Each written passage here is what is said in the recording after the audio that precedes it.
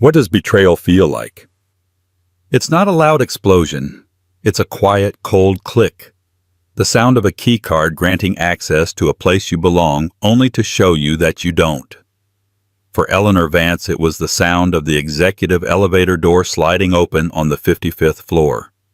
She was holding a vintage 1965 Rolex, a surprise for her husband's 10th anniversary. She was wearing the scent of his favorite perfume and a heart full of love. But the scent that met her in his private office wasn't the familiar aroma of coffee and success. It was the sickeningly sweet smell of cheap perfume and shattered trust. This isn't just a story about cheating. It's a story about how the perfect life can be a perfect lie, and how the people you love the most can build your prison. The sun, a brilliant September morning orb, spilled into the sprawling kitchen of the Vance residence in Greenwich, Connecticut.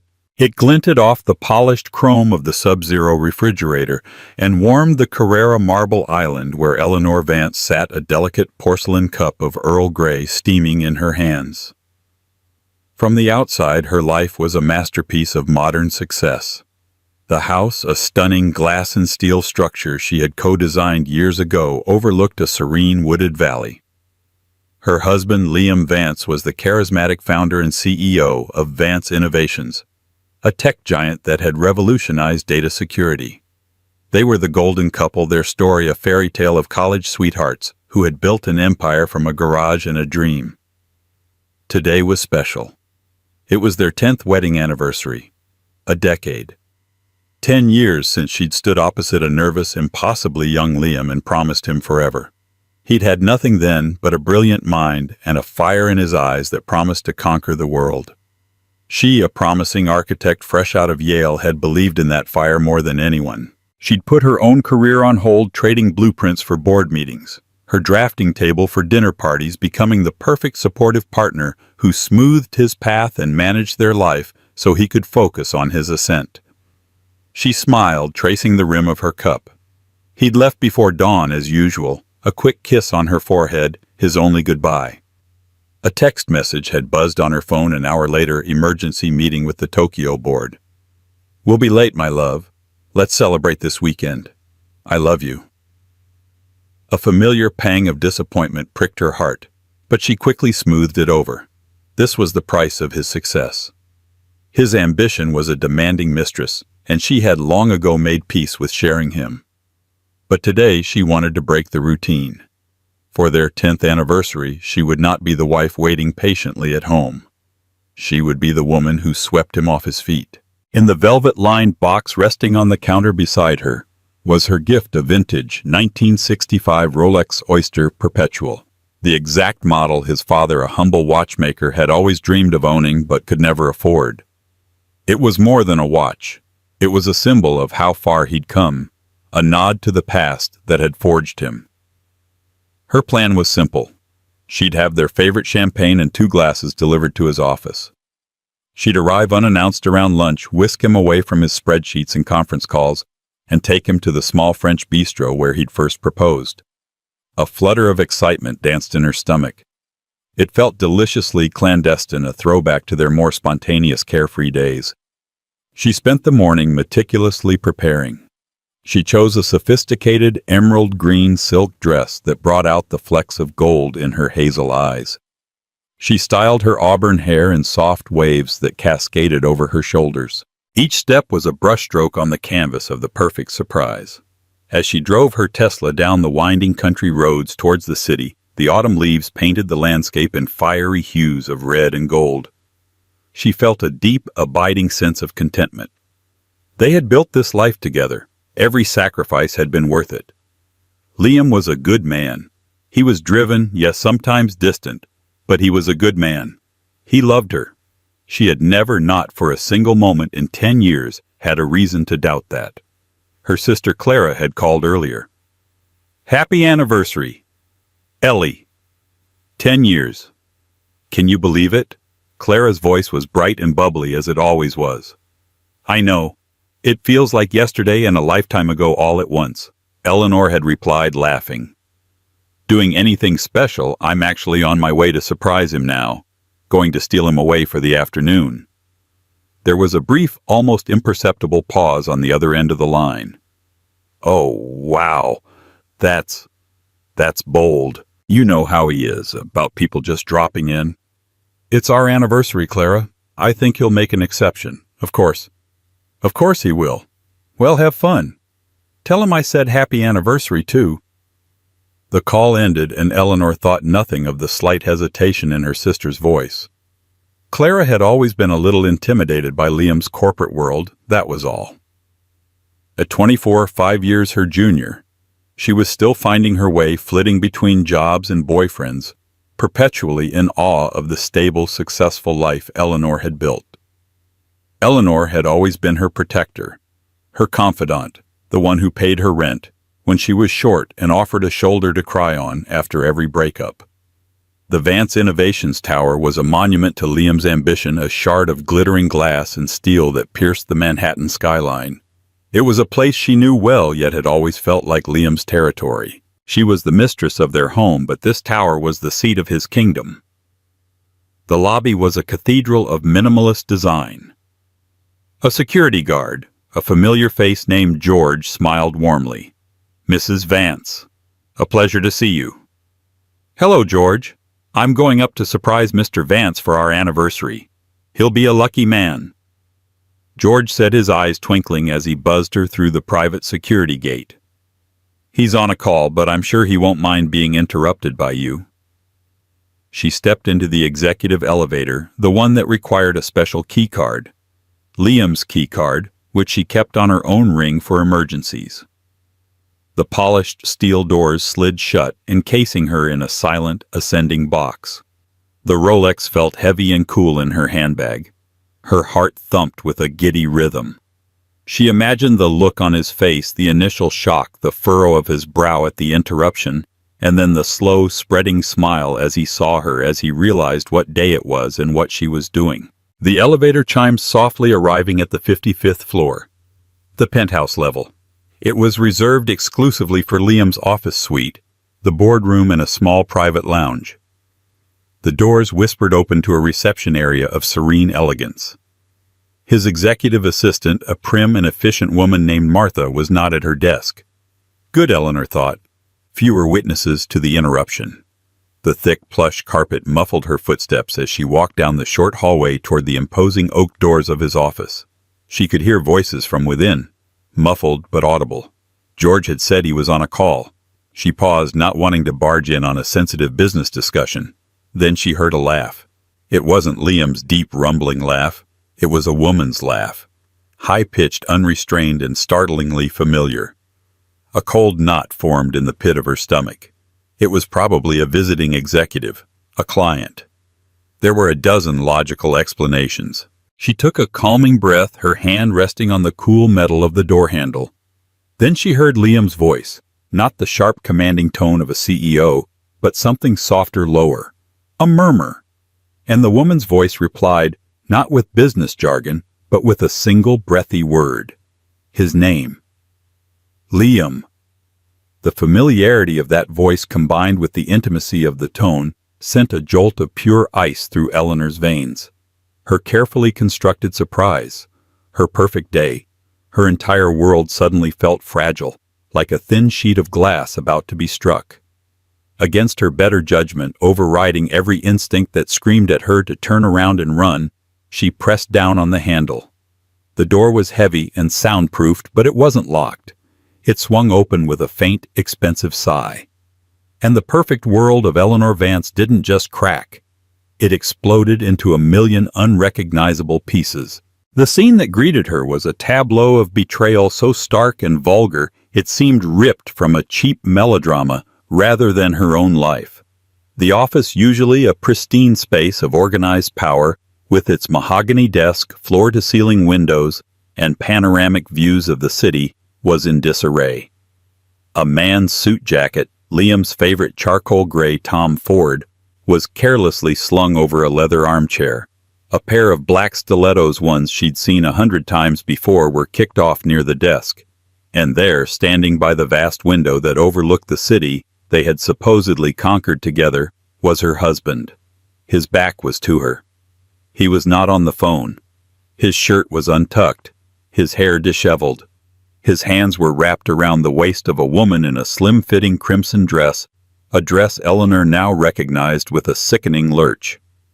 She had helped her pick it out last month. As the door clicked softly shut behind Eleanor, they broke apart, turning slowly, their faces a mixture of surprise and guilt-ridden horror. The woman was her sister, Clara. The air in the room became thick, unbreathable. Time seemed to warp, stretching the moment into an eternity of silent agony. Clara's face, usually so open and youthful, was a mask of shock, her lipstick slightly smeared. Her eyes, the same shade of blue as their mother's, darted from Eleanor to Liam and back again, wide with panic. Liam's expression was worse. It was the face of a man who had been caught in a lie so profound it had destroyed everything. The blood drained from his face, leaving him pale and gaunt under the harsh office lighting. "Ellie!" Liam breathed, his voice a hoarse whisper. He took a half-step toward her, his hands raised in a gesture of surrender explanation. Eleanor didn't hear him. She couldn't hear anything over the deafening roar in her own ears. Her gaze was locked on her sister, her little sister Clara, who she had bandaged knees for, who she had coached through finals, who she had held while she cried over a broken heart just 3 months ago. Clara standing in her husband's arms in his private office on their 10th wedding anniversary. The vintage Rolex in her handbag felt like a block of lead. The emerald silk of her dress felt like a costume for a fool. The carefully planned surprise, the champagne, the bistro, it all curdled into a bitter, humiliating joke. She didn't scream, she didn't cry, she didn't throw the priceless watch at the window. A strange glacial calm settled over her.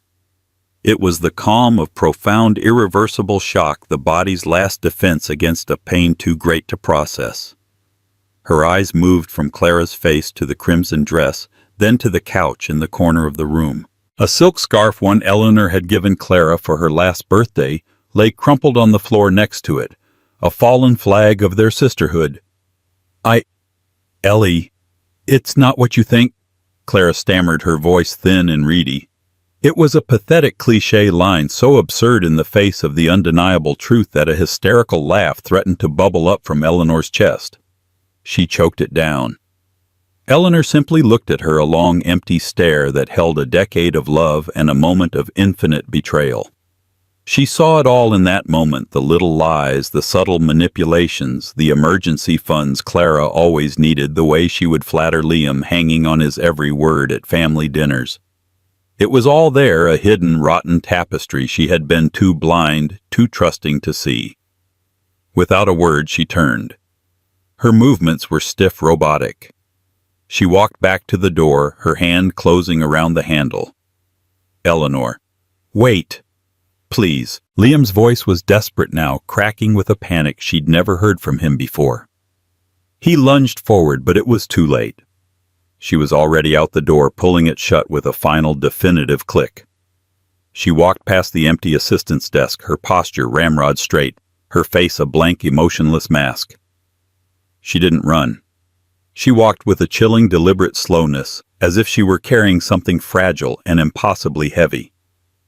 She stepped into the elevator, her reflection in the polished steel, a stranger, a pale, haunted woman in a ridiculously cheerful green dress. As the doors slid shut, sealing her off from the wreckage on the 55th floor, the first sob tore through her, a raw, ragged sound ripped from the very core of her being. She crumpled against the wall of the elevator, her body shaking uncontrollably as it descended floor by floor from the life she thought she had. The ride down was an eternity of silent, violent grief. By the time the doors opened into the bustling lobby, she had pulled the mask back into place. She walked past George at the security desk, her head held high, ignoring his cheerful wave. She was a ghost gliding through a world that no longer felt real. The drive home was a blur. The vibrant autumn colors that had seemed so beautiful an hour ago were now just a meaningless smear of pigment. She navigated the familiar roads on pure muscle memory, her mind a maelstrom of images. Clara's panicked eyes, Liam's guilty face, the crumpled scarf on the floor. She parked the car in the garage of their magnificent home, the home she had helped design, and the silence was absolute. It was a house built for two, a monument to their partnership, and now it felt like a mausoleum. She walked through the grand entryway, her heels clicking on the travertine floor, the sound echoing in the cavernous space. She went to their bedroom, the room they had shared for 10 years. On Liam's bedside table was a framed photo of them on their wedding day, laughing full of hope. With a single swift motion, she swept it off the table. The glass shattered against the floor, mirroring the state of her heart. The rage came, then a hot, cleansing fire that burned away the shock and the grief.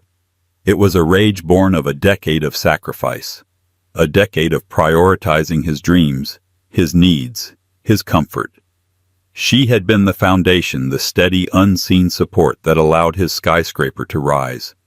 And he had built a secret room at the very top for her sister. She began to pack. Not with the frantic energy of escape, but with the cold, methodical precision of an architect drawing up demolition plans. She took only what was hers, her clothes, her books, her personal files, the box of blueprints from her college days that she kept in the back of her closet like a forgotten dream. As she was zipping the last suitcase, she heard his car pull into the driveway. She heard the front door open, his footsteps frantic on the stairs. He burst into the bedroom, his face ashen, his tie gone, his eyes wild with desperation. "Ellie, thank God. Please, just let me explain." Eleanor turned to face him, her expression unreadable. The suitcases stood between them like barricades. "Explain what, Liam?" she asked, her voice devoid of any warmth, as cold and clear as glass. "Explain the logistics or the timeline? Or should we start with how you managed to look me in the eye this morning and tell me you loved me?" "It was a mistake," he pleaded, his voice breaking. "A terrible, stupid mistake. It meant nothing. Nothing." She finally let out that laugh, and it was a bitter, ugly sound. "It meant nothing." Which part meant nothing? "Liam, the part where you betrayed me or the part where you did it with my own sister Clara?" She was having a hard time. She came to me for help. He began the words, fumbling out a pathetic attempt to weave a new lie. Eleanor held up a hand, silencing him. "Don't," she said, the single word laced with so much pain and fury that he physically recoiled. "Don't you dare try to make this my fault or my responsibility, and don't you ever say her name to me again." She picked up her suitcases, one in each hand. As she walked past him towards the door, her shoulder brushed his. For a fleeting second she smelled his cologne, the familiar scent of sandalwood and bergamot that had once meant safety and love. Now it smelled of deceit. At the bedroom door she paused but didn't turn around. "I want you out of this house by the time I get back from my mother's," she said, her voice flat and final. "Get your things and get out of my life." And with that she walked away, leaving him standing alone amidst the shattered glass and the ruins of their 10-year marriage. The days that followed were a suffocating fog of grief and disbelief. Eleanor drove to her mother's small, quiet house in upstate New York, a place of chintz curtains and the smell of baked bread, a world away from the cold, modern aesthetic of her life with Liam. She told her mother, a sanitized version of the truth, that she and Liam were having problems and needed some space. She couldn't bring herself to utter the full, sordid reality. How could she tell the woman who had given birth to both her daughters that one had destroyed the other? Her phone was a relentless source of torment. Liam called dozens of times a day, his pleas growing more desperate with each unanswered ring. He sent long, rambling text messages filled with apologies, excuses, and declarations of love. It was once Ellie. A moment of insanity. "I was under so much pressure at work. It will never happen again. You are my life. Don't throw us away." Clara, too, tried to reach her. Her texts were a nauseating blend of feigned remorse and subtle victimhood. "Ellie, I am so sorry. I hate myself for what I did. I was lost and confused. Liam was just being kind to me. Please don't hate me. You're my big sister." Eleanor read each message with a growing sense of detachment, as if she were studying a foreign language. The words were there, but the meaning was lost, hollowed out by the depth of their betrayal. She saw their frantic attempts to control the narrative, to minimize the damage, to paint themselves as flawed human beings who had made a mistake. But Eleanor knew better. Her architect's mind, trained to see the structure beneath the facade, began to work. A mistake was an accident. It was taking a wrong turn, spilling coffee, forgetting a birthday. This was not a mistake. This was a series of choices. 1,000 small decisions, lies, and clandestine meetings that had led to that moment in his office. It was a conspiracy. After a week of hiding, of crying until she had no tears left, a cold resolve began to crystallize in her heart. She wasn't just a victim. She was a partner in the life they had built, a 50% shareholder in their decade-long enterprise. She would not simply vanish into the night with a broken heart and a suitcase. She needed to understand the full anatomy of the lie. She drove back to Greenwich, timing her arrival for a weekday morning when she knew Liam would be at the office, likely trying to hold his crumbling empire together. The house felt alien. The cleaner had been, and all traces of the shattered picture frame were gone, but the emptiness remained. Liam had complied with her demand. His closets were half empty, his personal effects gone from the bathroom. He had left a single handwritten letter on the marble island in the kitchen. She picked it up, her fingers trembling slightly. It was a long, rambling confession of his weakness and a desperate plea for forgiveness. He wrote of the immense stress of running his company, of feeling isolated and overwhelmed. He claimed Clara had sought him out vulnerable and in need of guidance, and that their connection had blurred into something he deeply regretted. He was trying to frame it as a moment of weakness, a perfect storm of pressure and opportunity. "She looked up to me," he wrote. "I felt like I could help her, and in doing so, I lost my way. It was a symptom of my own failings, not a reflection of my love for you.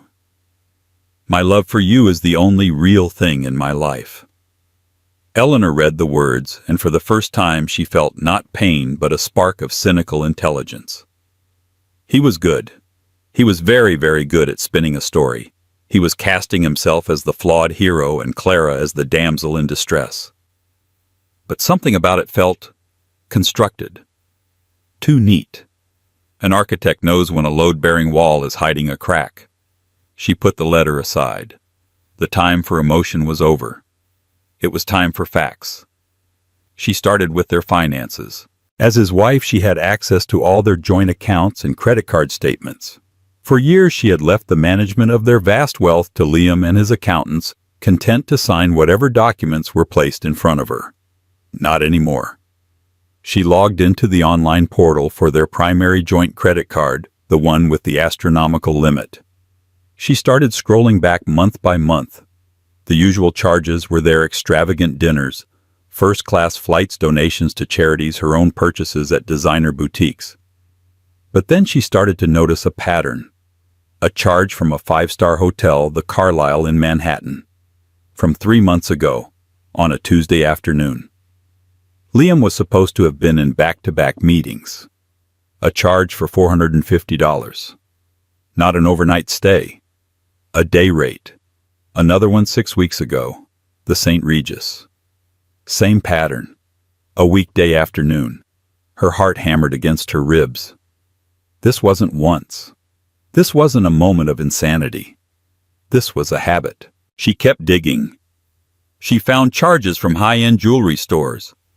A delicate diamond necklace from Tiffany & Company purchased in July. She had never received it. A Cartier bracelet in August. Not for her. There were dinners for two at restaurants she'd never been to, floral arrangements sent to an address in the East Village she didn't recognize. With a growing sense of dread, she did a quick search for the address. It was a luxury apartment building. She cross-referenced the delivery date of the flowers with Clara's Instagram feed. And there it was, a photo of her sister beaming in a beautifully decorated new apartment. In the background on a coffee table was the exact bouquet of white orchids. The caption read, "So excited for my new chapter, feeling so blessed and supported. New beginnings, girl boss, the support." It wasn't just emotional. Liam hadn't just given her a shoulder to cry on. He had given her a new life. He was funding her entire existence. The rent on that apartment alone would be more than $5,000 a month. The scale of the deception was breathtaking. This wasn't a recent fling born of stress. This was a long-term calculated affair. He had been lying to her for months, perhaps longer. And Clara had been taking her money, her husband, and her life, all while smiling in her face, calling her for advice, and playing the part of the adoring little sister. The rage returned, but this time it was different. It was cold, sharp, and focused. She was no longer just a heartbroken wife.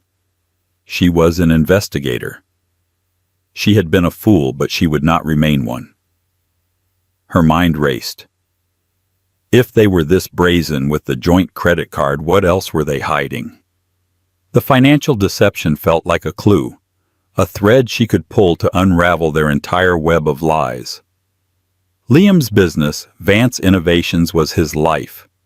It was a private company with him as the majority shareholder.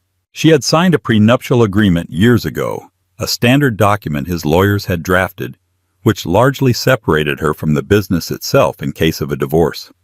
At the time, it had seemed like a formality. Now, it felt like a cage. But she remembered something.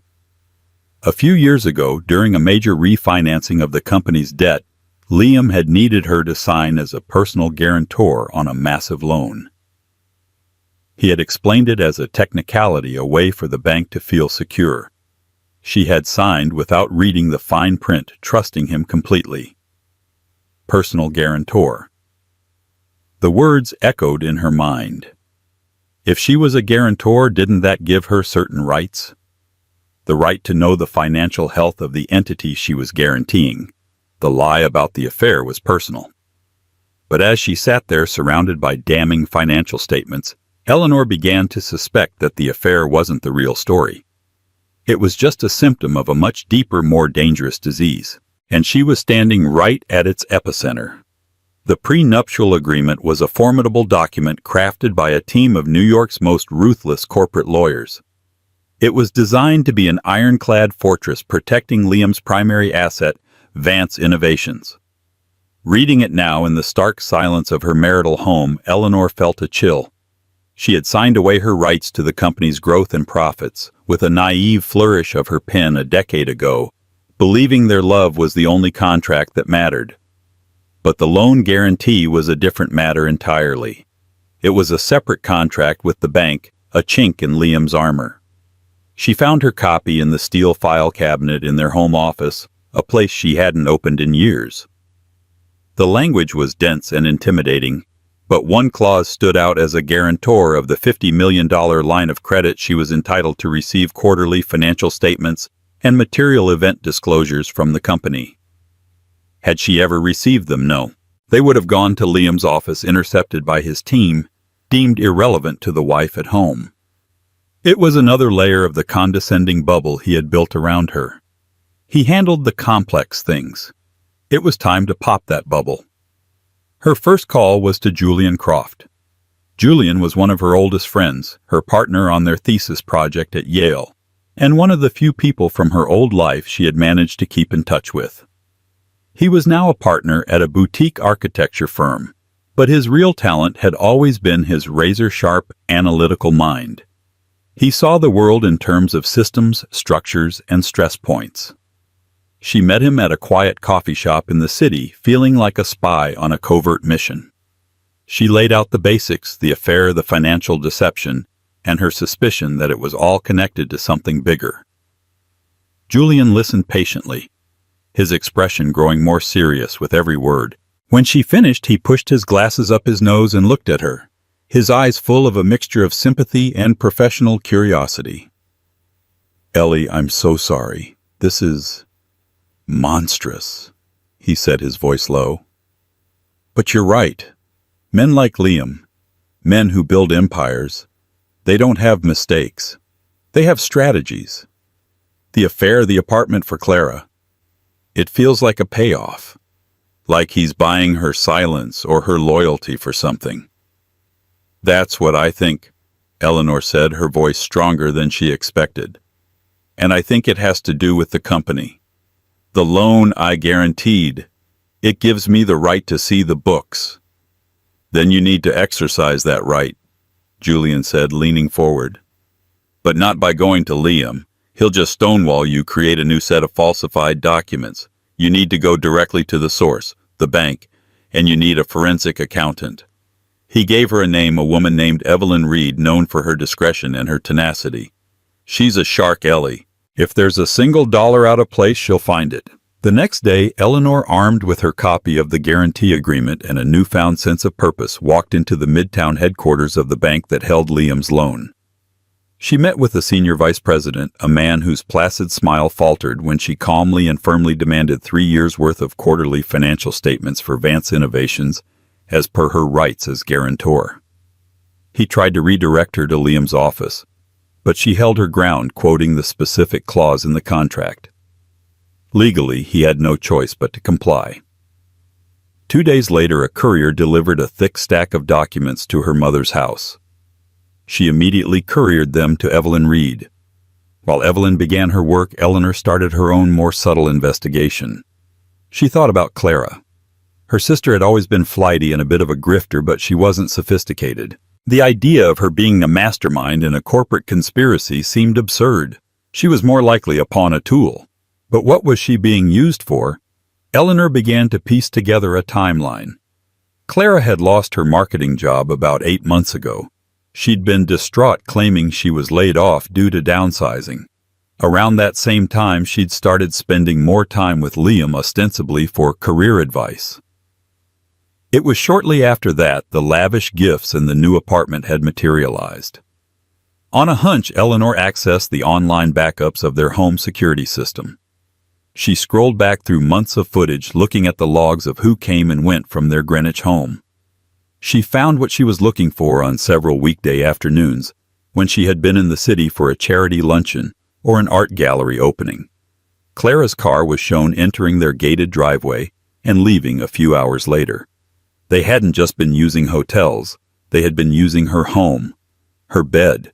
The pain of this discovery was sharp and sickening, but it was overshadowed by a cold intellectual curiosity.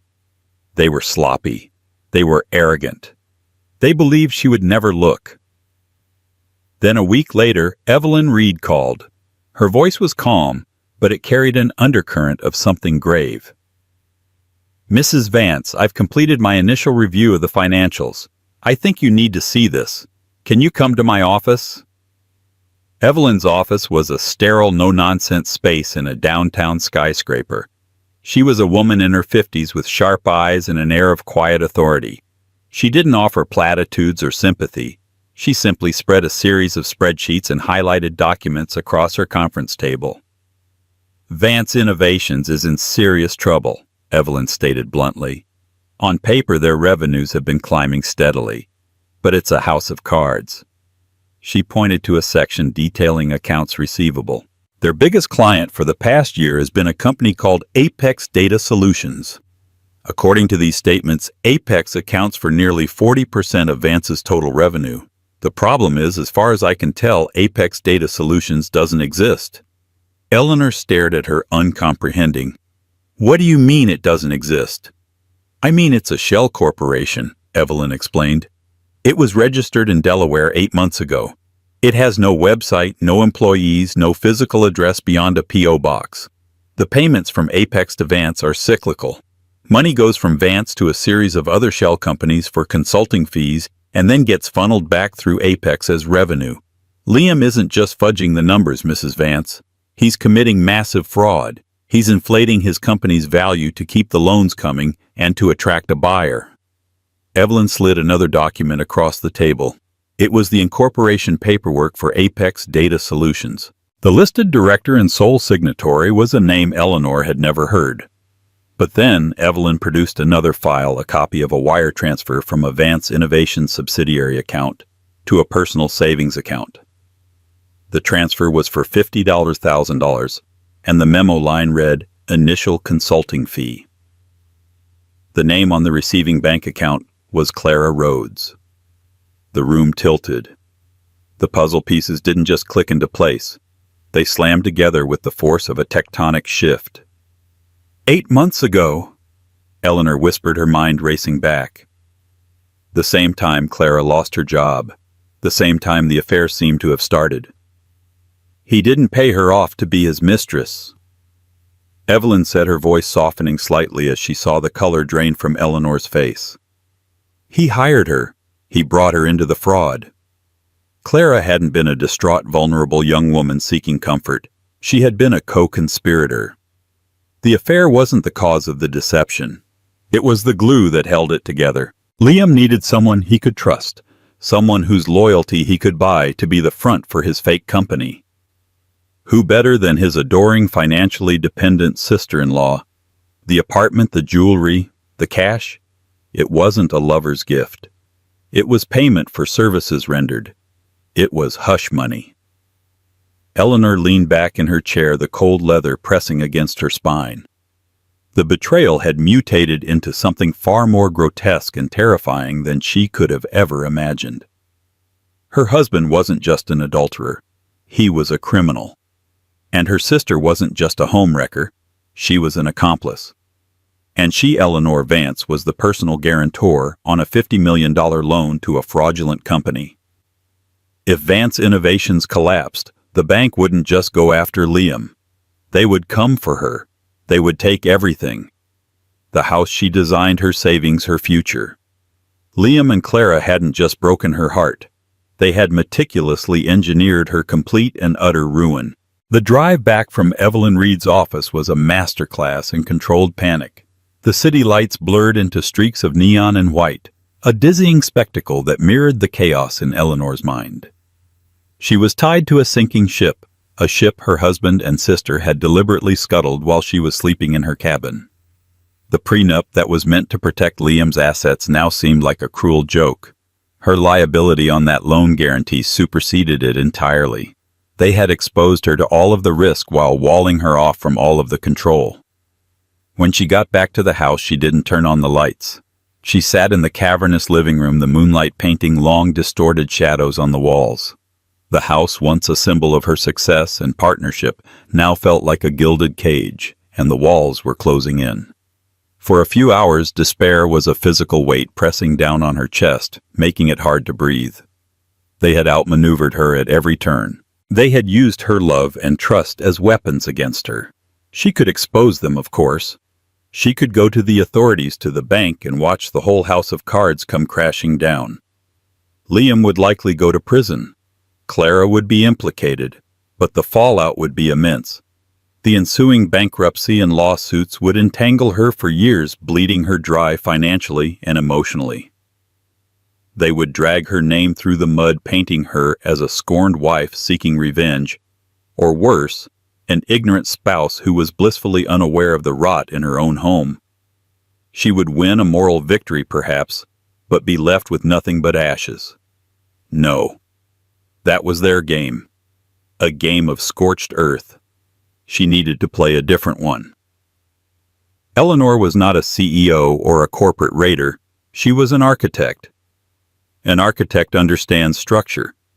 She understands leverage, tension, and controlled demolition. You don't just take a sledgehammer to a compromised building. You find the key stress points, you weaken them precisely, and you control the collapse. Her first move was to re-establish contact, but on her own terms. She had been ignoring their calls and texts for weeks. Now she picked up her phone and composed a message to Liam. Liam, I need to speak with you. I am willing to discuss a path forward. Meet me at the house tomorrow at 7 p.m. Come alone. It was the bait. The phrase, a path forward, was deliberately ambiguous, a glimmer of hope she knew he would cling to. For a man on the edge of a precipice, the offer of a stable ledge is irresistible. His reply was almost instantaneous. Of course. Anything, Ellie. I'll be there. Thank you. The desperation was palpable.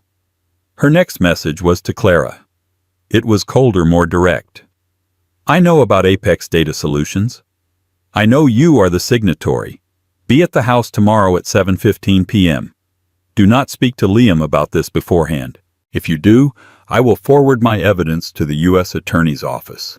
This was not bait, it was a checkmate. It was a direct assertion of power that would terrify Clara, isolating her from her co-conspirator and ensuring she walked into the meeting off balance and afraid. The precise timing, 15 minutes after Liam was due to arrive, was also deliberate. She wanted a few minutes alone with her husband first. The next day she prepared. She met with Evelyn Reed again, who helped her draft a series of legal documents. One was a post-nuptial agreement that effectively nullified the original prenup. It stipulated that in the event of a divorce, all marital assets, including Liam's shares in Vance Innovations and all personal property, would be transferred to Eleanor. It also included a clause that made Liam solely responsible for all corporate debts, legally indemnifying her from the loan she had guaranteed. It was an outrageous, one-sided document that no sane man would ever sign. The second document was an affidavit written for Clara's signature. It was a full confession of her role in the Apex Data Solutions fraud, detailing Liam's instructions, the dates of the wire transfers, and her willing participation. These were her weapons. At 6:55 p.m. she stood in the center of their living room. She had dressed carefully, not in a power suit, but in simple black trousers and a cashmere sweater. She looked calm, composed, in control of her environment. The documents were in a leather folio on the coffee table. Liam arrived exactly at 7, his face a mixture of hope and haggard anxiety. He had lost weight, and there were dark circles under his eyes. He carried a bouquet of white lilies, her favorite, which now seemed like a funeral arrangement. "Ellie," he began, his voice thick with emotion. "Thank you for seeing me. I—" "Put the flowers down, Liam," she said, her voice even and calm. It cut through his prepared speech like a shard of glass. He faltered, placing the bouquet awkwardly on a side table.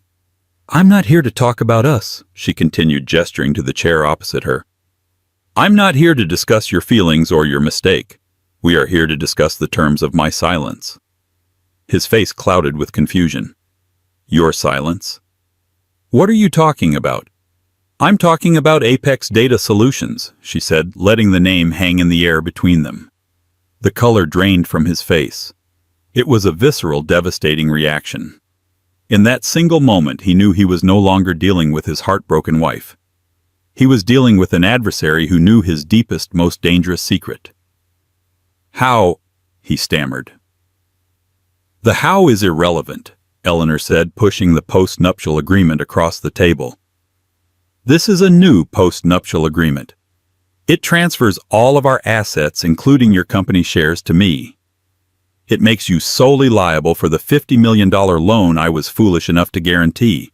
You will sign it. In exchange, I will not go to the authorities with what I know about your fraudulent revenue streams." He stared at the document, then at her, his expression a cocktail of disbelief and horror. "You can't be serious. This is everything. This would ruin me. You ruined us, Liam," she replied, her voice dropping to a near whisper but losing none of its steel. "You built this entire empire on a foundation of lies, and you made me the cornerstone without my knowledge.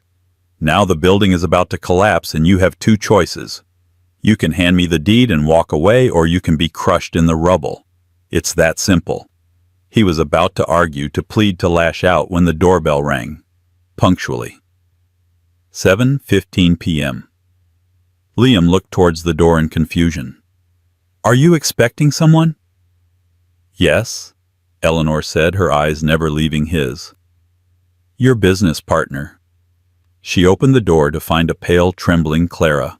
When Clara saw Liam sitting in the living room, her eyes widened in terror. She realized immediately that she had walked into a trap. "Clara, come in," Eleanor said with chilling politeness. "Liam and I were just discussing your joint venture." Clara shuffled into the room, unable to look at either of them. Eleanor turned back to her husband. "You see, Liam, you miscalculated. You thought Clara's loyalty could be bought with a new apartment and some jewelry. But my leverage is better. I have her signature on the incorporation documents for your shell company. I have bank records of your payments to her. I have a direct path to a federal indictment with her name on it." She then turned her icy gaze to her sister. "And for you, Clara, I have this." She slid the second document, the affidavit, across the table. "This is your confession. You will sign it attesting that you acted on Liam's direct orders. Or the alternative is that you both go down together. I wonder who the prosecutors will be more lenient with, the millionaire mastermind or his naive, easily manipulated accomplice. She had them. She had pitted them against each other, exploiting their individual weaknesses. Liam's fear of prison and total ruin, and Clara's desperate instinct for self-preservation. The silence in the room was absolute, broken only by Clara's ragged breathing. Liam stared at Eleanor, and for the first time the charming, confident CEO was gone. In his place was a defeated man looking at a woman he had underestimated to his own destruction. He finally saw her not as his wife but as the architect she was always meant to be. And she had just designed his cage. The living room, once a stage for their perfect life, had become a crucible. Liam, Clara, and Eleanor stood in a triangle of betrayal, the air thick with fear. "Ellie, think about what you're doing," Liam pleaded, his voice hoarse. "This isn't you. We can fix this. We don't have to destroy everything." "You destroyed everything."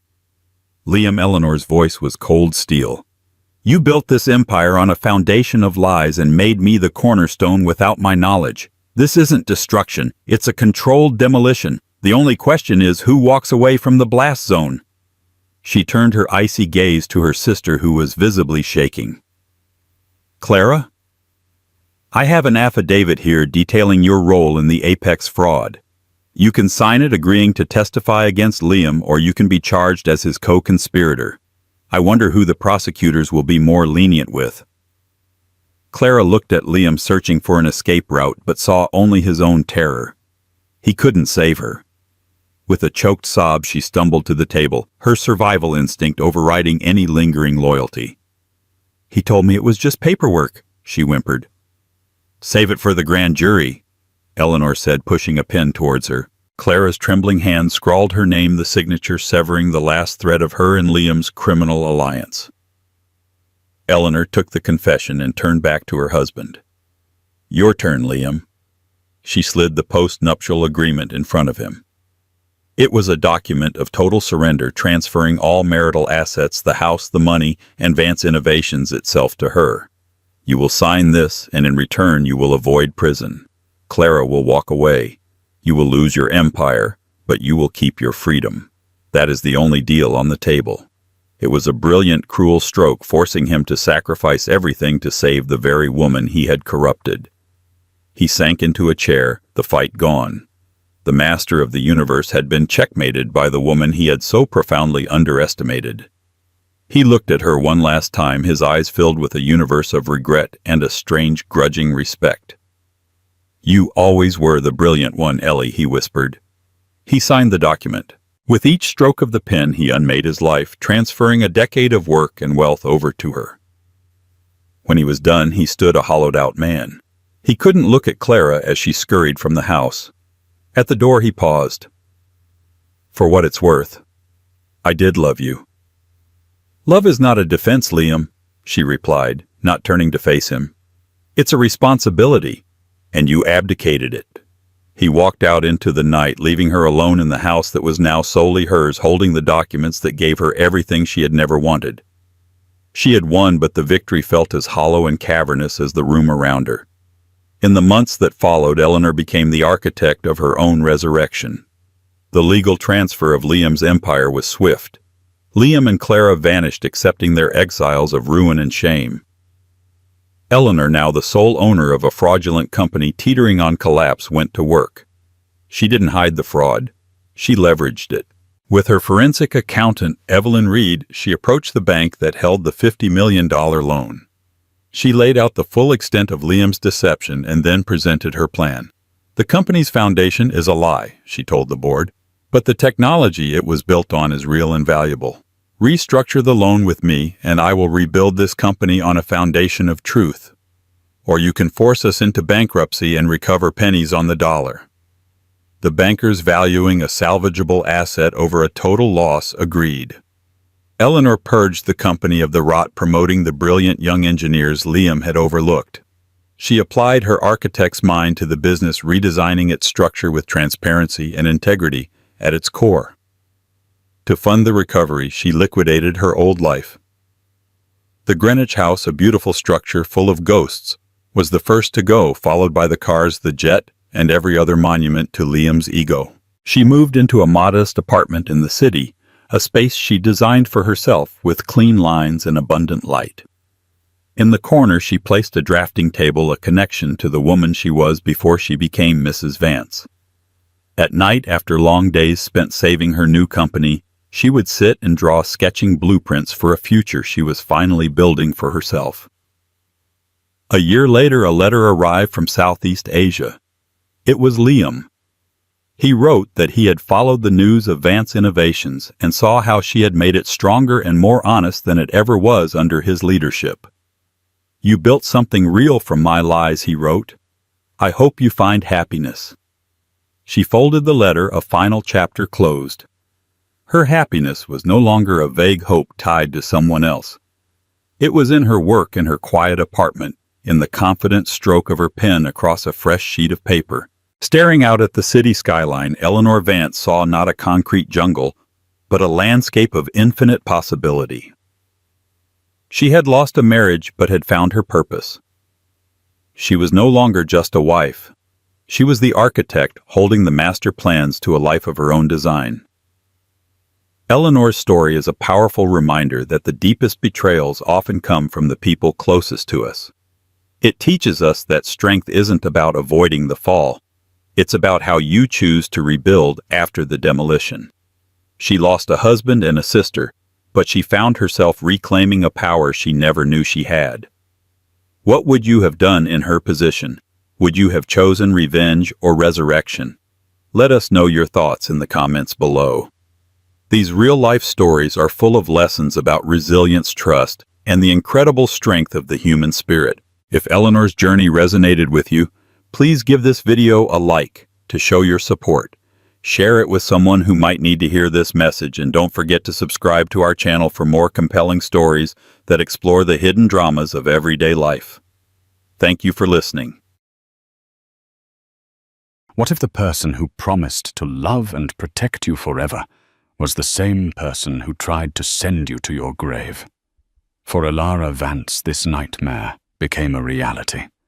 She had the perfect husband, the perfect home, a life painted in shades of gold. But beneath the polished surface, a dark secret was festering, fueled by greed and betrayal. Pushed from a cliff and left for dead by her husband, Julian, her story was supposed to end there. But it didn't. This isn't just a story of survival. It's the story of a woman who walked through hell and returned not as a victim, but as the architect of a spectacular reckoning. Elara Vance believed her life was a testament to modern fairy tales.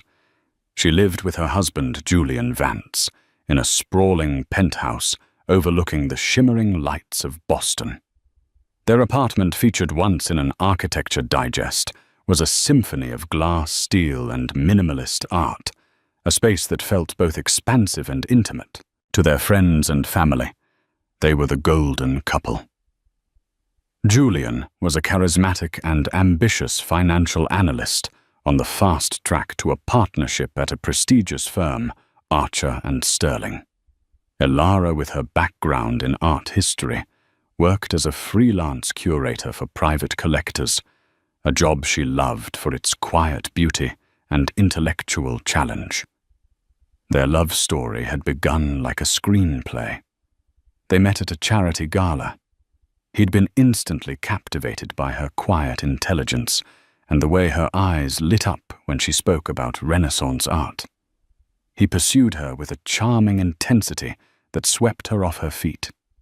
He remembered the smallest details, her favorite flower peonies, her preference for Earl Grey tea, the obscure Italian painter she'd written her thesis on. He made her feel seen, cherished, and safe.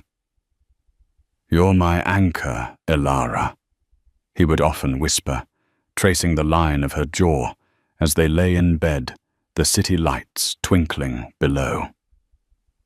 "Everything I do for us, to build our future." And Alara believed him. She poured her heart into their marriage, creating a sanctuary for him to return to after his high-stakes days at the office. She managed their home, hosted flawless dinner parties for his colleagues, and was his most ardent supporter. When he spoke of market volatility and risky investments, she'd listen patiently, her faith in his brilliance unwavering.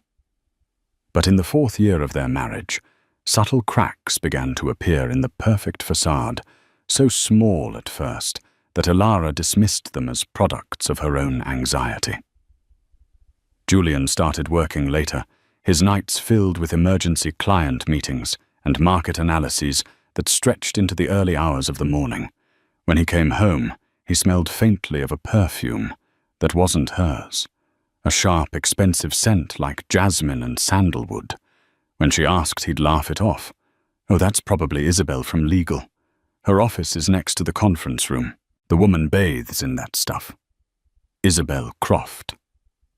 The name had been mentioned a few times. A sharp, fiercely ambitious corporate lawyer who had recently joined Julian's firm. Alara had met her once at a company function. Isabel was everything Alara was not: tall, impossibly chic, with a razor-sharp bob and a predatory smile. She had looked at Alara with a dismissive glance, her eyes lingering on Julian for a moment too long. Alara had felt a pang of insecurity, but had quickly chastised herself for being jealous. The financial strain also began to show, though Julian went to great lengths to hide it. A credit card was declined at a restaurant. A casual mention of a vacation to Tuscany was met with a vague, "Maybe next year, darling." The market's a bit unpredictable right now. Alara, who had her own comfortable income and a modest inheritance from her grandmother, offered to help. "Don't be ridiculous, Elle," he'd said, his tone sharper than intended. "I'm the man of this house. I provide. I have everything under control." But he didn't. What Alara didn't know was that Julian's ambition had curdled into reckless greed. He had made a series of high-risk off-the-books trades, using borrowed capital, promising his private investors astronomical returns. When the market turned against him, he wasn't just facing losses. He was facing ruin and potential prison time. He was millions of dollars in debt to people who were not known for their patience. His desperation became a fertile ground for Isabel Croft's influence. She saw the weakness behind his charm, the panic behind his confident facade. She wasn't just an affair. She was a co-conspirator. One evening, Alara was working late in her home office, cataloguing a new collection for a client, when Julian entered. He was holding 2 glasses of wine and wearing the tender smile that always made her heart melt. "I'm sorry, I've been so distant lately," he said, his voice a low, soothing hum. "Work has been a nightmare. I've been a terrible husband." "No, you haven't," Alara replied, accepting the glass. "We all go through stressful times. I've booked us a weekend away," he continued, his eyes gleaming. "Just the 2 of us. We're going hiking up near the Berkshires. Remember that trail we loved, Raven's Peak, fresh air, no cell service, just you and me. A reset."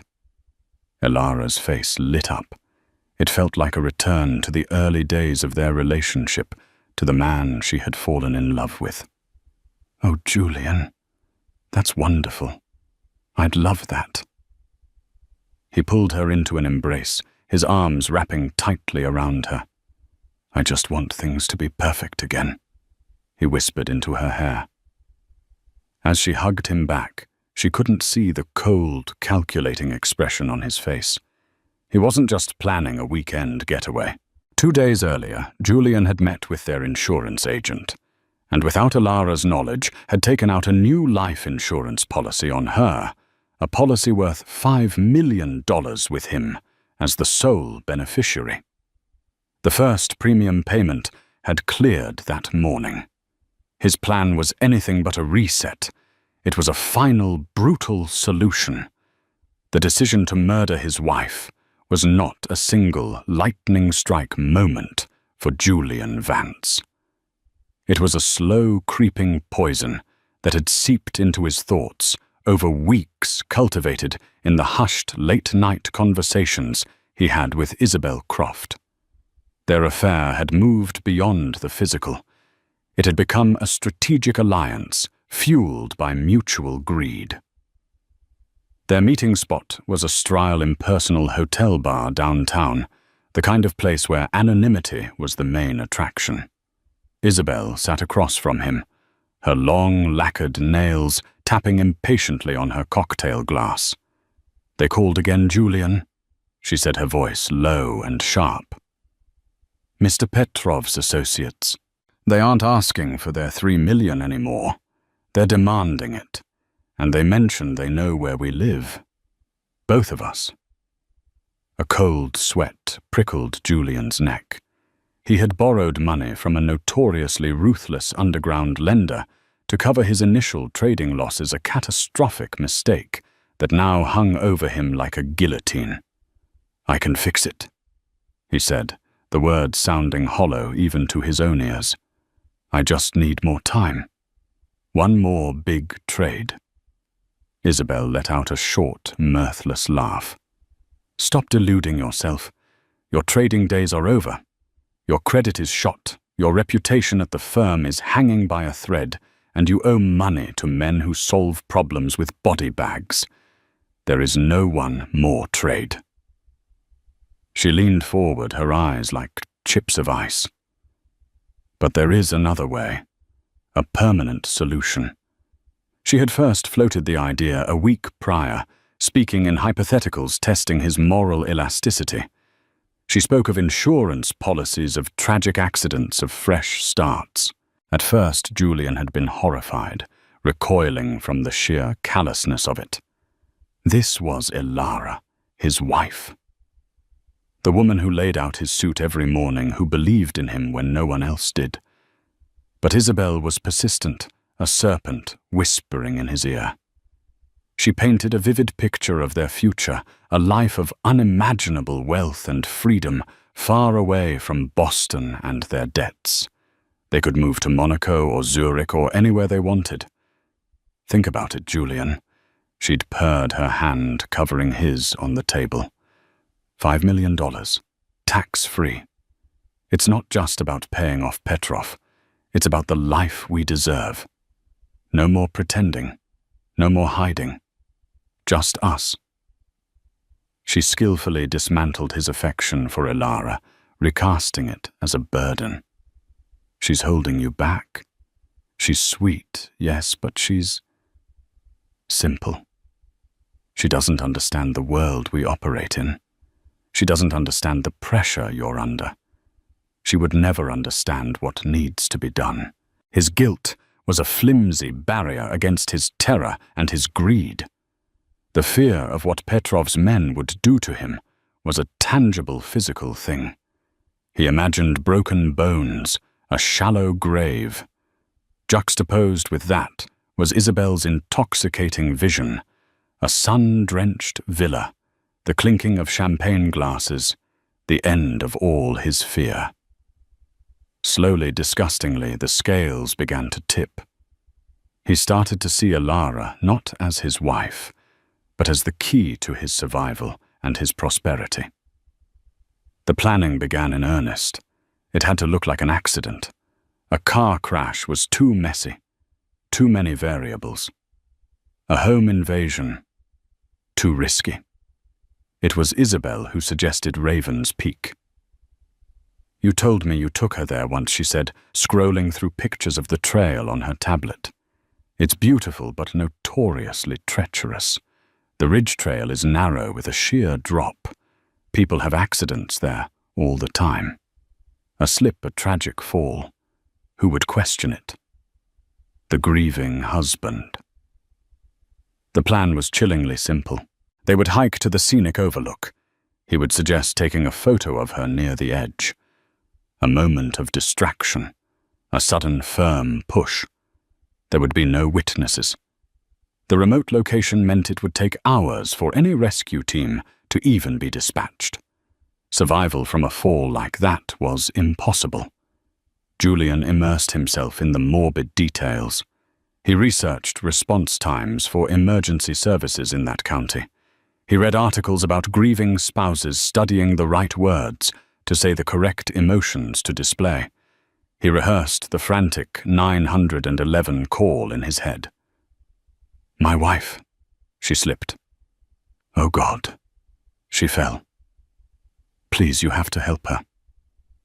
The night before they were scheduled to leave, Elara packed their bags, humming a cheerful tune. She'd laid out their hiking gear, her bright blue windbreaker next to his dark grey one. "I'm so excited," she said, turning to him with a radiant smile. "It feels like we haven't done this in forever." "I feel like we're finally getting back to us." For a fleeting moment, a wave of profound shame washed over him. She was so good, so pure. The trust in her eyes was a dagger to his conscience. He almost broke. He almost confessed everything: the debt, the affair, the monstrous plan. He could have thrown himself at her mercy, begged for her forgiveness. But then his phone buzzed. A text from Isabel. "Tomorrow, everything changes. Don't lose your nerve. I'll be waiting." The image of Isabel, powerful, ambitious, and ruthless, eclipsed the image of his loving wife. The vision of their shared future, built on a foundation of blood and money, became more real to him than the quiet, gentle life he was about to destroy. He pushed the guilt down, burying it deep under a layer of cold resolve. He smiled back at Elara, a perfect imitation of the loving husband she believed him to be. "Me too, darling," he said, his voice smooth as silk. "It's going to be a day to remember." The drive to the Berkshires was cloaked in a deceptive tranquility. The late autumn sun cast a golden glow on the fiery foliage, and Elara, filled with optimistic hope for their reset, chattered happily about their plans for the upcoming holidays. Julian played his part perfectly, nodding, smiling, and placing a hand on her knee, his touch a vile betrayal. Inside his heart, hammered against his ribs, a frantic drumbeat of anxiety and anticipation. Every mile they drove closer to Raven's Peak was a mile further away from the man he once was. They arrived at the trailhead under a clear, crisp blue sky. The air was cool and smelled of pine and damp earth. "It's even more beautiful than I remember," Elara said, breathing in deeply. She was vibrant, her cheeks flushed with excitement, completely oblivious to the abyss she was about to face. The hike began innocently enough. They navigated the familiar path, their boots crunching on fallen leaves. They spoke of trivial things, a movie they'd seen, a funny story about their neighbor's dog. For a few moments, walking beside her, Julian felt a surreal sense of normalcy, as if this were just another weekend, another memory they were creating together. But the weight of the $5 million insurance policy and the debt he owed felt like a physical stone in his gut. After about an hour, they reached the turnoff for the ridge trail leading to the overlook. A wooden sign warned "Caution, narrow trail, steep drop-offs. Proceed with care." Ready for the best view in the state? Julian asked, his voice strained. Always Elara beamed her trust absolute. The trail narrowed significantly, with the mountain rising on one side and a sheer cliff face dropping hundreds of feet on the other. A sea of green and gold treetops stretched out below a beautiful, terrifying void. Elara walked ahead, her steps confident. Julian followed a few feet behind his own steps, feeling heavy, leaden. His mouth was dry. His palms were slick with sweat. This was it. The moment was approaching. They reached the overlook, a small rocky platform that jutted out from the cliff. The view was breathtaking, a panoramic vista of the rolling hills and distant mountains. "Oh, Julian, it's incredible," Elara whispered, standing near the center of the platform, her back to him, as she gazed out at the horizon. "It is he," managed to say his voice, a hoarse whisper. "Now, do it now," Isabel's voice echoed in his mind. "Don't lose your nerve. Come stand over here," he said, his voice regaining some of its manufactured charm. "Let me get a picture of you with that view. Right by the edge, it'll look amazing." Elara, ever obliging, smiled and moved cautiously towards the precipice. "Like this. Don't make me stand too close. You know how I feel about heights." She laughed, a light, airy sound that was brutally poignant. "Just a little closer," he urged, raising his phone as if to frame a shot. "Perfect." She stood there, her back to him, a fragile silhouette against the vast, empty sky. Her blue windbreaker was a slash of vibrant color against the earthy tones of the rock and trees. In that split second, Julian saw their entire life together flash before his eyes, their wedding day, her laughter filling their apartment, the way she slept with one hand tucked under her cheek. A tremor of hesitation, the last gasp of his conscience, shook him. But then he thought of Petrov. He thought of prison. He thought of the life of luxury Isabel had promised. And he made his choice. He closed the distance between them in 2 quick, silent steps. Elara, sensing his movement, started to turn a questioning look on her face. Julian. Her name died on her lips as his hands slammed into the center of her back. It wasn't a shove.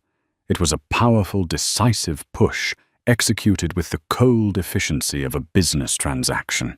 Her eyes widened in a moment of pure, unadulterated shock and betrayal. There was no time to scream. The force of the impact lifted her off her feet, her body tipping forward into the void. For Elara, the world dissolved into a sickening, terrifying lurch. The solid ground vanished from beneath her feet. The sky and the earth swapped places in a dizzying, violent blur. The last thing she saw was Julian's face, not twisted in anger or rage, but blank, impassive like a stranger. It was the face of a man closing a deal. Her body cartwheeled through the air. The wind rushed past her ears, a deafening roar that drowned out her own thoughts. Then came the impact.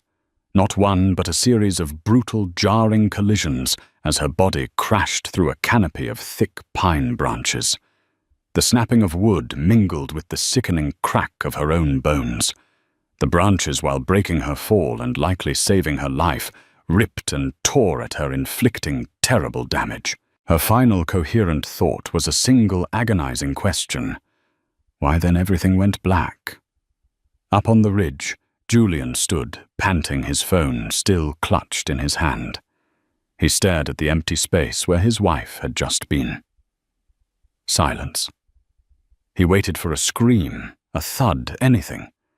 But there was only the sound of the wind whispering through the trees. He waited a full minute, his meticulously rehearsed plan taking over. He forced his face into a mask of horror. He fumbled with his phone, his fingers shaking, and dialed 911. "My wife!" He screamed into the phone, the fake panic sounding convincingly real. She fell. We were hiking on Raven's Peak. She was taking a picture, and she slipped. "Oh God, she's gone. Please, you have to send help." He had done it. It was over. As he gave the dispatcher their location, a slow, cold smile crept across his face. He was free. He was rich. He was a grieving widower, and no one would ever know the truth. Far below the ridge of Raven's Peak, in a dense, inaccessible part of the forest, Elara Vance lay broken but alive. The thick boughs of the old-growth pines had acted as a brutal life-saving net, slowing her descent before she landed on a steep, moss-covered embankment. She was unconscious, bleeding and shattered, but her heart, against all odds, was still beating. She was found 2 days later, not by the official search and rescue team, who had focused their efforts on the base of the main cliff, but by a reclusive man named Silas. Silas was a former park ranger who had retreated from the world decades ago after a personal tragedy, living a quiet, off-the-grid existence in a small cabin miles from any marked trail. He was checking his hunting snares when his dog, a grizzled old hound named Buster, began barking frantically, leading him to the crumpled form in the bright blue windbreaker. Silas, with his years of wilderness experience, knew she was in a critical state. He carefully splintered her leg with branches, and cloth cleaned her wounds as best he could, and with Herculean effort managed to transport her on a makeshift travois back to his cabin. He nursed her with a quiet, stoic competence, using herbal remedies and old-world knowledge. For a week, Elara drifted in and out of a feverish delirium, her mind a maelstrom of pain and fragmented memories of a blue sky. A sudden push and Julian's cold, empty eyes. When she finally regained full consciousness, the physical pain was eclipsed by the emotional agony of memory. It hadn't been an accident. He had pushed her. The man she loved, the man she had built her life with, had tried to murder her. The realization was a soul-crushing weight, far heavier than any of her physical injuries. Grief raw and savage consumed her. She wept for days, not for her broken body, but for her shattered heart and the death of the life she thought she had. Silas, a man of few words, simply sat with her, offering her broth and quiet solidarity. He never pushed her to talk, but one evening as she stared into the crackling fire, she told him everything. He listened without judgment, his weathered face a mask of grim understanding. "The world can be a dark place," he said, his voice raspy from disuse. "Some men are hollow. They fill that hollowness with greed." He then gave her a piece of advice that would become her mantra. "Grief is a storm. You can let it drown you, or you can learn to sail." Meanwhile, the world believed Elara Vance was dead. The search had been called off after a week. Her tattered, bloodied windbreaker was found snagged on a rock at the bottom of the gorge, and the authorities concluded she had been taken by wildlife after the fall. Julian played the part of the devastated husband to perfection. He gave a tearful press conference, established a charitable foundation in her name, and was comforted by friends and family who saw only his profound grief. The $5 million insurance payment was processed and paid out. In Silas's remote cabin, cut off from the world, Elara began the slow, arduous process of healing. Her body mended the bones, knitting back together, leaving scars that would forever tell the story of her fall. But it was her spirit that underwent the most profound transformation. The storm of grief subsided, and in its place a cold, hard resolve began to form. She would not be a victim. She would not let him win. The memory of his betrayal became the fuel for a fire she never knew she possessed. She knew she couldn't just reappear. Julian was now a rich man, insulated by public sympathy. Who would believe her fantastical story against the word of the grieving widower? They would think she was crazy, an imposter. She needed to disappear completely, to let Elara Vance remain dead. She had one person in the world she could trust, her childhood best friend, Chloe. Chloe was a fiercely loyal, tech-savvy graphic designer living in Chicago. Using Silas's satellite phone, his one concession to the modern world, Ilara made a call that would change everything. Chloe's gasp of disbelief on hearing Ilara's voice quickly turned to furious outrage as Ilara recounted the story. Without a moment's hesitation, Chloe agreed to help. She was a genius with digital trails and identities. Within a week, she had a plan. She flew to a town near the Berkshires, and under the cover of darkness drove Ilara away from Silas's cabin. They shared a tearful, emotional reunion and a somber goodbye with the quiet man who had saved her life. "You'll come back one day?" Silas asked. "Only when it's done," Ilara promised. Chloe smuggled Ilara back to Chicago. She used her skills to create a new identity for her. Birth certificate, social security number, driver's license, a complete digital and physical ghost. Ilara Vance was dead. In her place, Eva Stone was born. Eva for a new beginning. Stone for the unbreakable will that now defined her. Chloe also helped her access the funds from her grandmother's inheritance, which Julian had never known about, providing her with the seed money for her new life. Ilara now Eva was unrecognizable. The fall and her recovery had left her leaner, harder. She cut her long, soft brown hair into a sharp, angular bob and dyed it jet black. She traded her flowing artistic wardrobe for tailored, severe suits. Her eyes, once warm and full of trust, now held a glint of cold steel. The soft-spoken art curator was gone, replaced by a woman forged in betrayal and pain. She spent the next year not just healing, but learning.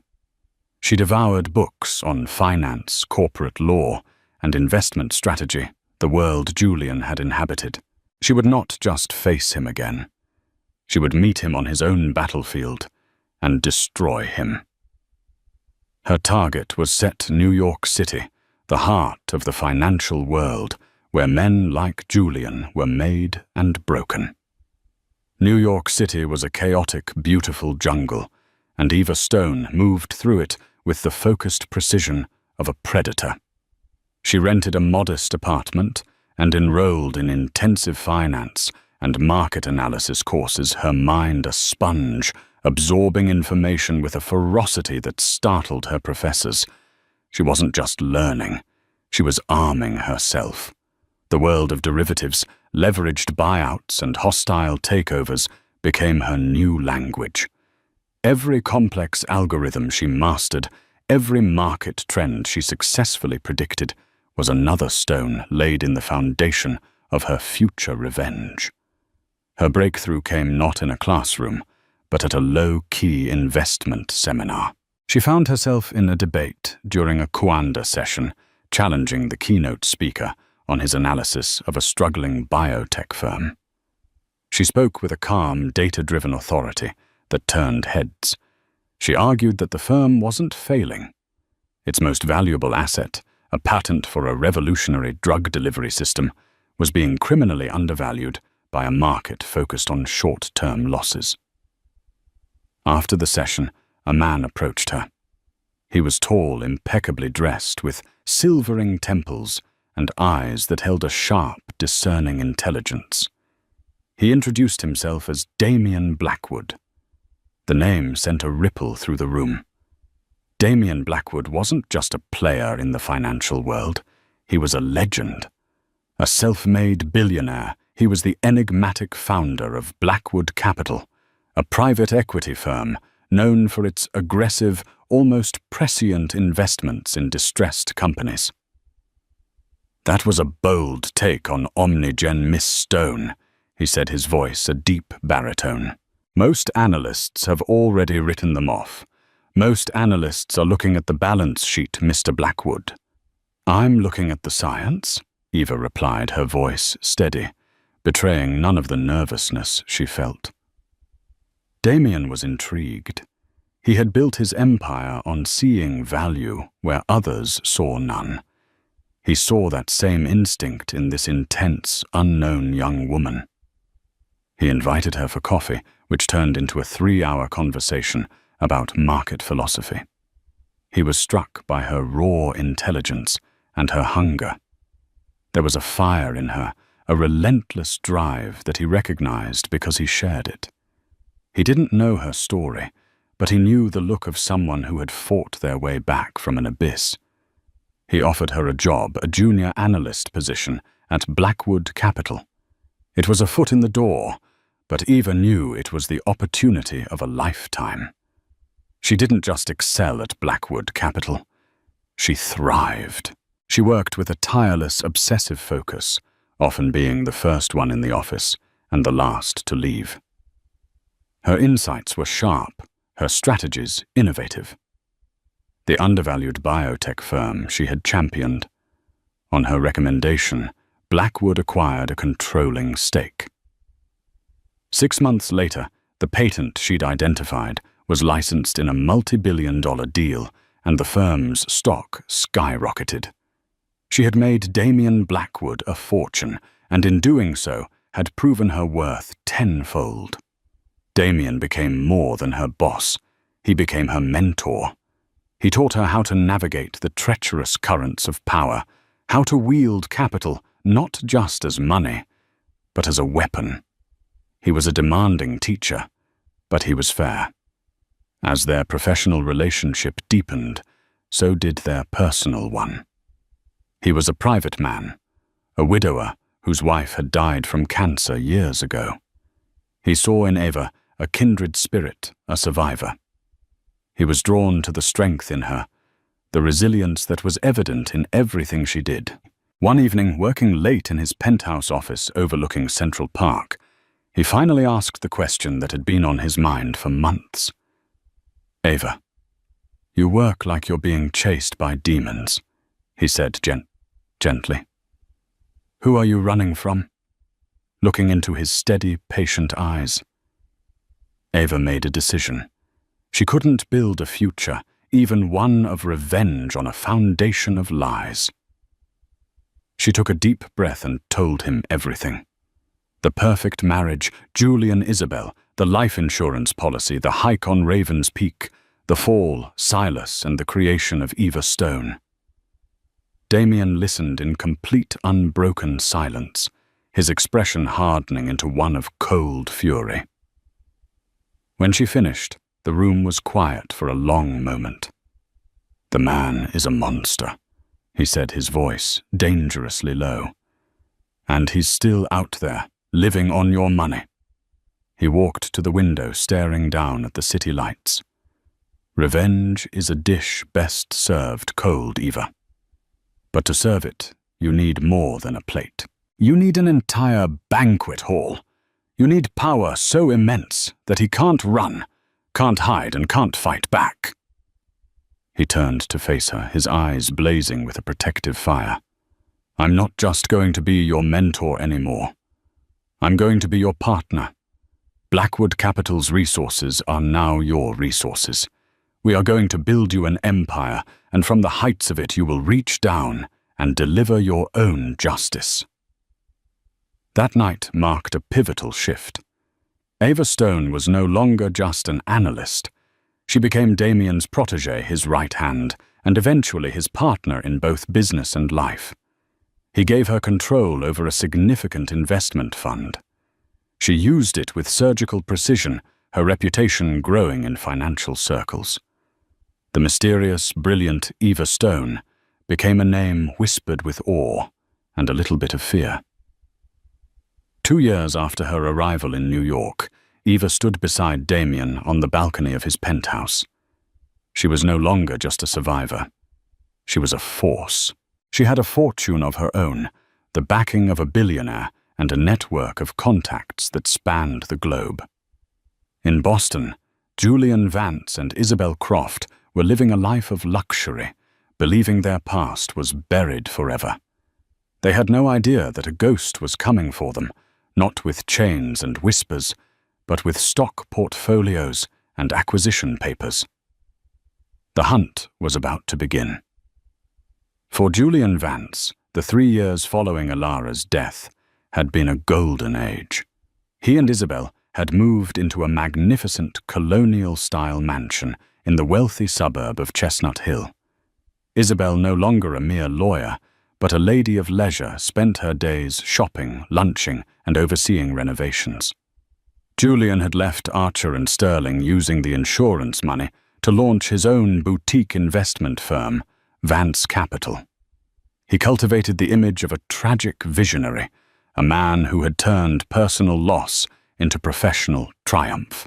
They were pillars of their new community, their names appearing on the donor lists of every major charity. The past was a sealed tomb. The first tremor was almost unnoticeable. A major deal Julian had been courting for months, a merger that would have doubled his firm's assets, inexplicably fell through at the last minute. The other party pulled out, citing a more attractive anonymous offer.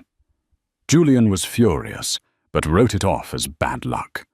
Then a month later, a block of shares in his firm's flagship fund was suddenly sold off by an institutional investor, causing a dip in its value and spooking his other clients. The sale was executed through a labyrinth of shell corporations, making the seller impossible to trace.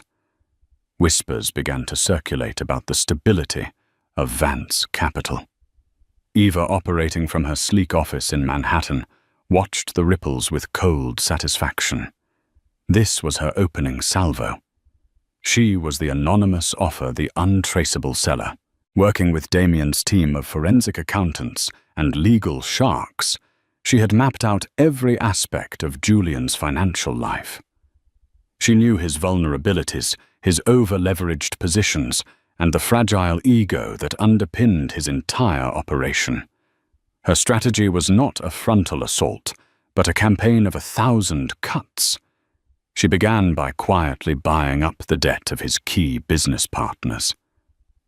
When their lines of credit were suddenly called in by their new unseen creditor, they were forced to pull their capital from Vance Capital, causing a slow but steady bleed. Julian grew increasingly paranoid. His world, once so secure, was being destabilized by an invisible hand. He lashed out at his staff, accusing them of incompetence. His relationship with Isabel, built on the thrill of conspiracy and shared wealth, began to fray under the pressure. "What is going on, Julian?"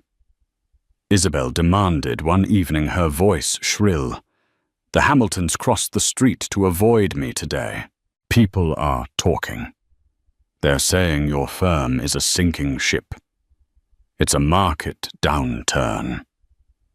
"It's temporary," Julian roared back, pouring himself a third glass of scotch. Everything is under control. But it wasn't. Ava's next move was more personal. She knew Julian and Isabel prided themselves on their social standing. Through a proxy, she purchased the property adjacent to their mansion and began a noisy, disruptive construction project that ran day and night. Then she discovered which exclusive country club they had fought so hard to join, and had an anonymous, meticulously researched dossier sent to the club's board detailing financial irregularities in Julian's past, that she had unearthed the very same off-the-books trading that had led him to his debt with Petrov. Their membership was quietly suspended, pending an internal review. The walls were closing in, and Julian couldn't see the architect of his ruin. He saw only shadows and bad luck, a world turning against him for no reason. Meanwhile, Ava made another crucial move. She sent an anonymous, untraceable email to a Detective Harding in the Boston Police Department. Harding was the detective who had originally handled Alara's case. He had officially ruled it an accident, but a small, nagging doubt had always remained in the back of his mind. Julian's grief had seemed just a little too polished, his story a little too neat. The email contained a single sentence: Elara Vance's fall was not an accident. Look into the life insurance policy taken out 48 hours before her death and follow the money. That was all Harding needed. He pulled the cold case file from the archives. The detail about the timing of the new policy had been noted, but dismissed at the time as a coincidence, a prudent husband ensuring his wife's future. Now seen through a new lens of suspicion, it looked sinister. Harding began to dig quietly and off the books, re-interviewing the insurance agent and looking into Julian Vance's financial history before and after his wife's death. The ghost in the machine was now working on two fronts, the financial and the legal. Eva's final financial strike was the masterpiece she and Damien had been planning for months. Julian, desperate to stop the bleeding at his firm, had consolidated his remaining personal and company assets to secure a massive loan to reinvest and show strength to the market. It was a risky all-or-nothing bet. The entity that provided the loan was, of course, a shell corporation owned by Blackwood Capital. The day the loan was finalized, Eva triggered the kill switch. She used her controlling interest in the debt of his other partners to initiate a cascade of defaults, which in turn triggered a covenant breach in Julian's new loan. The entire loan became due immediately and in full. He had 24 hours to produce a sum of money he simply did not have. Julian was ruined. Vance Capital, his mansion, their cars, their lavish lifestyle. It would all be seized by the creditor he had just indebted himself to. He sat in his opulent home office, the foreclosure notice in his trembling hand, a man completely and utterly defeated. He still had no idea who was behind it. He only knew that some unseen, malevolent force had systematically dismantled his entire world. That evening his phone rang. It was an unknown number. He answered it, expecting another angry client. "Hello, Julian," said a calm female voice. A voice that was hauntingly familiar, yet colder and harder than he remembered. A voice he thought he would never hear again. There was a pause, and then she spoke the words that made the blood freeze in his veins. "It's your wife. We need to talk." The single malt scotch, a 25-year-old vintage that cost more than most people's monthly rent, turned to acid in Julian Vance's mouth. The voice on the phone was a spectre, a sound he had meticulously buried under 3 years of lies and luxury. It was impossible, a trick of a mind, cracking under the immense, inexplicable pressure of the last few months. He gripped the edge of his mahogany desk, the wood cool and solid beneath his trembling fingers, a stark contrast to the dissolving reality around him. "Who is this?" He managed his voice, a dry, croaking thing. He tried to inject a note of authority, of anger, but it came out as a pathetic squeak. "This isn't funny." The laugh that came through the receiver was not the warm, gentle sound he remembered. It was something else entirely, cold, sharp, and utterly devoid of humor. It was the sound of breaking glass. "Oh, but it is Julian," the voice said, each word a perfectly enunciated stiletto heel on marble. "The whole elaborate joke has been building to this punchline. You just didn't realize you were the punchline. I'm hanging up," he blustered, but he made no move to do so. He was paralyzed. "No, you're not," she stated, not as a challenge, but as a simple fact. "Because you're going to listen. I know you just received a margin call from a creditor named Ethelred Holdings." Ethelred was an English king, known for being unprepared. You should have read more history. I own that holding company. I own your debt. By extension, I own your house, your firm, and the ridiculously overpriced watch on your wrist. I own your life, Julian. And now I'm coming to collect." The world tilted on its axis. An invisible enemy, a ghost in the machine that had been systematically dismantling his empire, was her. She gave him an address, the Regent Grand Hotel downtown, the presidential suite. "Be there in 1 hour. Come alone.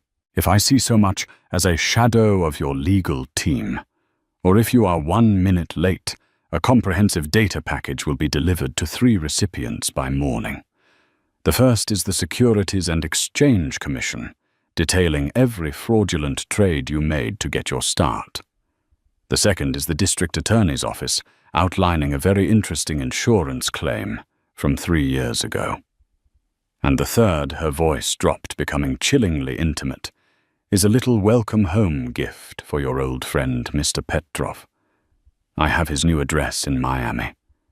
I'm sure he'd love to know where to find the man who still owes him $3 million plus interest."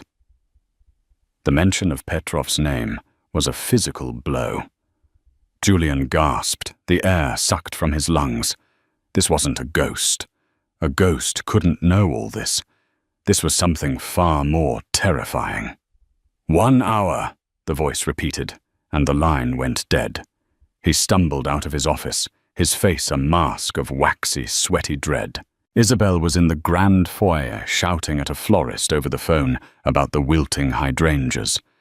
She saw his face, and her own expression soured. "Julian, what is it now? You look like you've seen a ghost." "I have to go out," he said, his words slurring as he fumbled for his car keys on the hall table. "Don't ask questions. Don't ask questions," she shot back, her voice rising. "My life is falling apart. Our friends are avoiding us, and you're sneaking off into the night. Are you seeing someone else? Is that it?" He didn't answer, just slammed the heavy oak door behind him, the sound echoing his own internal collapse. The drive into Boston was a fever dream. Every pair of headlights in his rearview mirror felt like an accusation. His mind, a frantic, cornered animal, raced back to that day on Raven's Peak. He remembered the feeling of the crisp mountain air, the look of perfect trust in Alara's eyes, the sickening momentary weightlessness as her body left the ledge. He had been so calm then, a master of his own destiny, executing a plan with cold precision. Now that same cold precision was being used against him, and the fear he felt was a primal, gut-wrenching terror he had never known. He parked in the hotel's private garage, his hands shaking so violently he could barely pull the ticket from the machine. He rode the silent wood-paneled elevator to the penthouse floor, each ascending number a tick on a doomsday clock. The door to the presidential suite was slightly ajar, an invitation into the abyss. He pushed it open and stepped inside. The suite was breathtaking, a cavern of glass and steel overlooking the entire Boston aft skyline. It was larger and more opulent than the home he had shared with Alara, a clear, deliberate statement of power. The art on the walls was magnificent, a Rothko here, a de Kooning there. A bitter irony given her passion. In the center of the vast living area, a woman stood, silhouetted against the glittering city lights, her back to him. "Alara." He breathed the name, a ghost on his lips. The figure didn't turn. "You always did have a flair for the obvious, Julian." The voice was the same as on the phone, amplified by the room's acoustics, a sound that was both intimately familiar and terrifyingly alien. Beside her, a man stepped out of the shadows, tall, silver-haired, radiating an aura of absolute authority. Julian recognized him instantly from the financial news, Damian Blackwood, the billionaire titan, a man who could buy and sell entire countries before breakfast. The realization of who he was facing, of the power he had provoked, was a fresh wave of nausea. Finally she turned. Julian's heart seized. It was Alara's face, but the soul behind her eyes was a stranger. The softness was gone, replaced by a diamond-hard resolve. The warmth had been extinguished, leaving behind the cold, clear light of intelligence and contempt. She was dressed in a severe, exquisitely tailored black suit, a uniform of war. The art curator was dead. In her place stood a queen, and this was her throne room. You're alive," he stammered the words, absurdly inadequate. His mind, conditioned to deceive, fell back on its oldest trick, manufactured charm. He took a hesitant step forward, arranging his features into a mask of relieved shock. "Alara, my God, what happened to you? Where have you been? I thought you were gone. I mourned you, I searched for you." A single sharp laugh cut him off. "Stop. Just stop it, Julian. The performance is over. The audience has gone home. There's no one left to fool." She began to walk towards him, her steps measured and deliberate. "Let me save you the trouble of feigning confusion. You want to know where I've been? I've been busy. Remember that Omnicorp merger, the one that would have saved your firm? My bid was more attractive. Remember when Sterling Bank inexplicably froze your credit line 6 months ago? I own a controlling interest in their parent company. The construction next door, the suspension from the club, the slow, agonizing bleed of your clients. It was all me. I have spent every day for the last 3 years learning your world, not so I could join it, but so I could burn it to the ground." Every word was a perfectly placed nail in his coffin. The chaos of his life wasn't random. It was a symphony of destruction, and she had been the conductor. Just then the suite door burst open again. It was Isabel, her face flushed with rage. "Julian! I knew it. I knew you were meeting someone." She stormed in, then stopped dead, her eyes landing on the impossible sight of Alara Vance alive and radiating power. Isabel's mouth opened, but no sound came out. Her carefully constructed world, built on a foundation of another woman's grave, had just imploded. "You," Isabel finally choked out, pointing a trembling, manicured finger. Alara's cold gaze shifted to her. "Me," she confirmed, a flicker of disgust in her eyes. "The inconvenient loose end. Did you really think this life was yours to keep, Isabel? It was rented on borrowed time, with my life as the collateral. I trust you'll have your things out of my house by Friday. My lawyers will be in touch about the art and furniture you'll be leaving behind." Julian finally shattered.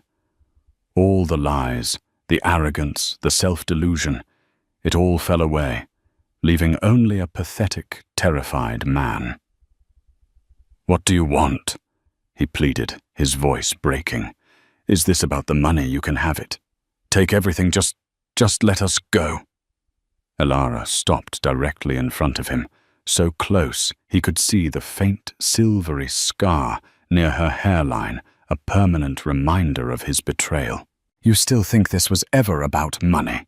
she asked, her voice dropping to a whisper that was more menacing than any shout. "Money is just a tool. It was the weapon you used against me, so I learned to wield it better than you ever could. You stole my life, my trust, my future. You tried to murder me for a financial payout." She paused, letting the weight of her next words settle. "This is about justice." On that cue, a side door that Julian hadn't even noticed opened. Detective Harding stepped into the room, his face a grim mask of duty. He wasn't alone. Another uniformed officer stood behind him. Harding's eyes met Alara's with a brief, almost imperceptible nod of confirmation before settling on Julian and Isabel. In his hand, he held a small professional digital recorder. Julian Vance, Isabel Croft. Harding set his voice the final booming gavel on their lives. I've heard and recorded enough. You are both under arrest for conspiracy to commit murder and the attempted murder of Alara Vance. Isabel let out a raw, hysterical shriek, collapsing into a heap of designer clothes and frantic denials. No, you can't. We'll get us lawyers. Julian simply stared at Alara, his face a canvas of utter devastation. The fight was gone. In her eyes, he saw no vengeful glee, no triumphant hatred. He saw something far worse, a calm, dispassionate finality. She hadn't just survived him, she had erased him. As Harding and the officer moved forward, the sharp, metallic click of the handcuffs echoed in the silent, cavernous room. They pulled a sobbing Isabel to her feet. Julian didn't resist. He was a hollowed-out shell. As they led him away, he turned his head, his eyes meeting Alara's one last time. A final, desperate question escaped his lips. Why? He whispered. Why go to all this trouble? You could have just gone to the police. Alara watched him, her expression unchanging. Because you needed to see me, she said, her voice clear and steady, a final judgment. You needed to know that you failed. I didn't want you destroyed by a market crash or an anonymous lawsuit. I wanted you to stand in a room that I owned, surrounded by the power I built, and look me in the eye when your world turned to dust. I wanted you to know who beat you. She then turned her back on him, a definitive final gesture, and walked towards the vast window overlooking the city. She didn't watch as the disgraced couple was escorted out of the suite, their pathetic protests fading down the hall. Damien came to stand beside her, placing a supportive hand on her shoulder. The chapter was finally, truly closed. Eva Stone had served her purpose. Alara Vance was free. Alara Vance's story is a stark and powerful reminder that the deepest betrayals often come from those we trust the most. But more than that, it's a testament to the incredible strength of the human spirit. She was pushed into darkness, left for dead, and stripped of everything she knew. Yet from the ashes of her old life, she didn't just rise. She forged herself into something stronger, smarter and more powerful than the man who tried to destroy her. This story shows us that true justice isn't always about revenge. It's about reclaiming your power, rewriting your narrative, and proving that your survival is the ultimate victory. If Alara's incredible journey from victim to victor moved you, please give this video a like and share it with someone who needs a story of resilience.